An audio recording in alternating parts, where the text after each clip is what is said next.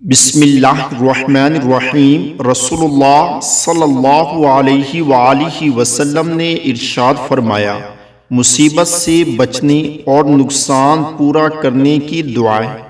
کسی بھی مصیبت کے وقت جو شخص یہ دعا پڑھے گا، اللہ تعالیٰ اسے نقصان سے کہیں زیادہ بہتر چیز عطا فرما دے گا۔ دعا کیا ہے؟ اِنَّ لِلَّهِ وَإِنَّا إِلَيْهِ راجعون۔ اللہم اجرنی فی مصیبتی واخلف لی خیرا منہا الا اخلف اللہ لہ خیرا منہا۔ یہ دعا صبح و شام تین دفعہ پڑھنے سے آدمی ہر نقصان سے بچ جاتا ہے۔ بسم اللہ الذی لا یضر مع اسمہ شیء فی الارض ولا فی السماء وہو السمیع العلیم۔ اللہ تعالیٰ سے دعا ہے کہ اللہ تعالیٰ عمل